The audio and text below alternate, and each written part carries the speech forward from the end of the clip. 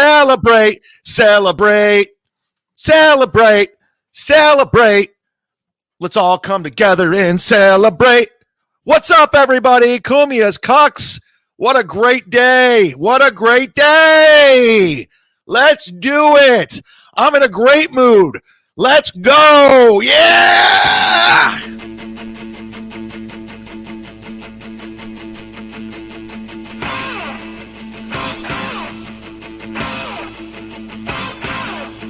Woo!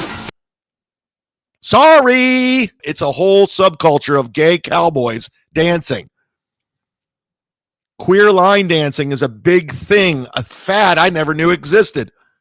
I just did it as a goof one day. Next thing you know, it's a genre. Everyone's gay cowboy dancing now. It's like the Ice Bucket Challenge. Everybody wants in with gay cowboy dancing. Hit the like button. Wouldn't it be funny if we find out Ray's gay? That'd be great for Ray's career if he came out as gay. I think he would get so many fans if he was gay. Ray, if you're watching, and I know you are, you know what to do. Joe Biden's economy. Inflation, $3. Try to get anything for $3 these days. Anything in Joe Biden's economy. Did you watch the debates? Of course you did. Blah, blah, blah, hot take, Biden's old, blah, blah, blah. We know. He can't. I think you got to be, I think you have to retire from flying a jet at age 65, from what I hear. I think you have to be 35 to run for office, but apparently you could be 120 and run for office in the U.S.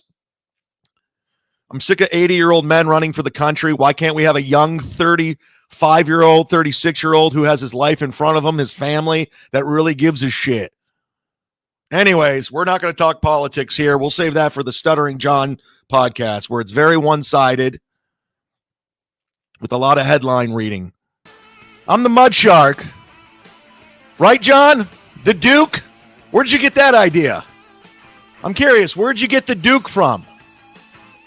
I don't know. I've been calling myself a Mudshark for the Mudshark for almost a year and a half, and now you're the Duke. Interesting. John, I don't want a war. Take the joke. Take it. Just take the joke. You're bragging about working out your inner and outer thighs. If you don't think I'm going to make fun of that, you're out of your fucking mind.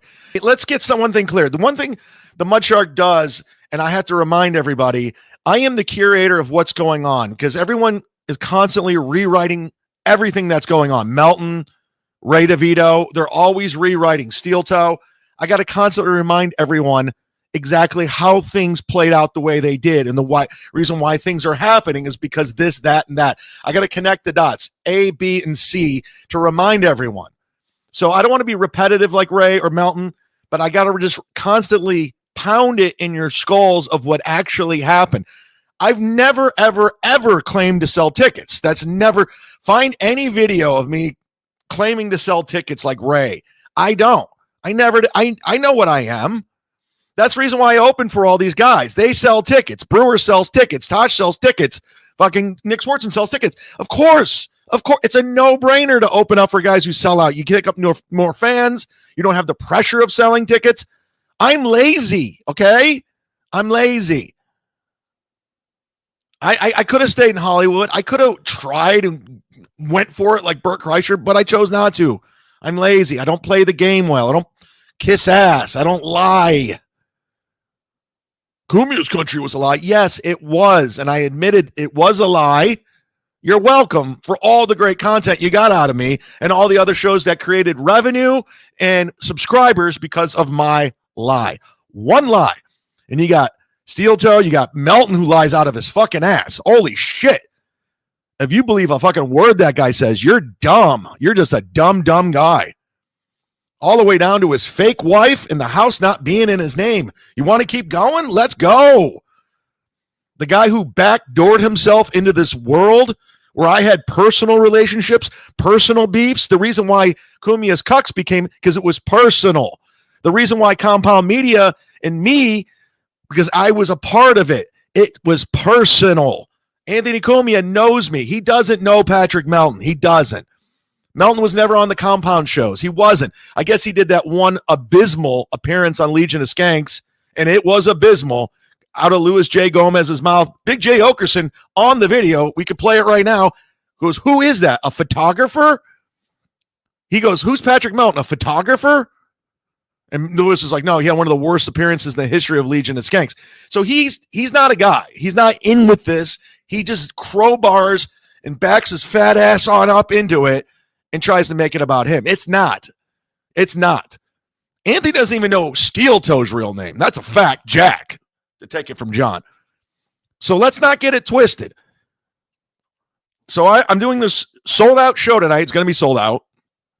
But it's not because of me. They sell out anyway.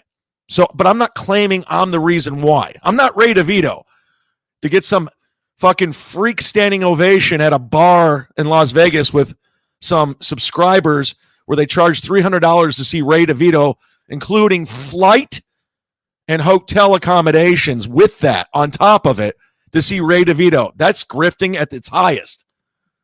At least when you come see me tonight for $20, there's a show with comics that are funny.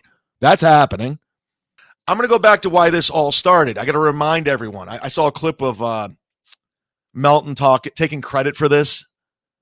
Again, calling himself Melton in the third person. Very cringe.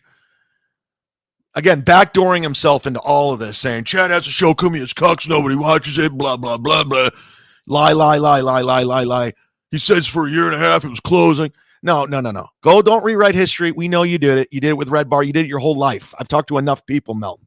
Listen, I'm not even mad at Patrick Melton. I'm mad at me, and I'll tell you why. Let me remind everyone, we all know I worked with him in Oklahoma. I got a weird vibe out of the gate with this guy. But Earl Skakel, dear friend, we love Earl. Everyone loves Earl. Vouched for him, saying he's a good guy. You're going to love him. You guys are a lot alike, this, that, and the other thing. I'm like, okay, Earl, you're my guy.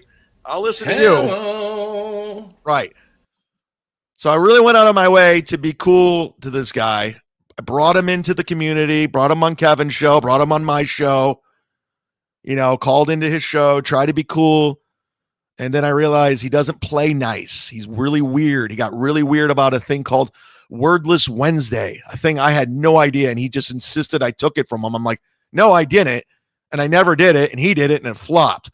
Then he insisted I took Corky from Life Goes On from this episode he did back in 2012. I didn't know who this fucking guy was until 2020. I had no idea who this dude was. And apparently nobody else does too, including Big J. Okerson and everybody else. So what I'm trying to say is I should have went with my initial instincts. This guy's a fucking weirdo. Just don't communicate with him. But unfortunately, I took Earl's recommendation. Am I mad at Earl? No. But Earl, if you're watching, I really strongly advise you don't give you don't endorse somebody like Melton to other people. It's not a good endorsement. You can't vouch for a guy like that. He's a user. His whole career, he's been a user. He's been lying about his whole career, his whole life, including his life to this day. So that's what it is. I know there's a lot of mutual fans, and that's fine. You can like whatever you want. I'm never going to draw that line in the sand like me or him, like Stuttering John. I'm not going to do that. You can like whatever the fuck you want. But I do caution you going all in with this dude. I'm telling you, caution with caution. If you think he has your best interest in mind, he don't. Godfrey told me Melton sucked as a comedian. He fucking sucked. And whether you like Godfrey or not, he's undeniable on stage. Brennan will tell you, anybody will tell you. Dave Chappelle, I sat in Dave Chappelle's house with Godfrey, and Dave Chappelle's like, I was always jealous of you. You're always funnier. I saw it. We bring it up all the time. So when you got this fucking loser in Vegas who has no credibility and lied about everything, I'm telling you guys, watch who you follow. I'm just saying. And again, good job, Melton. Good job. Another bridge burned. Another club you can't perform at. Another comedian you got to hide from. Another one. Continue running your mouth and looking like a fucking idiot. I love it.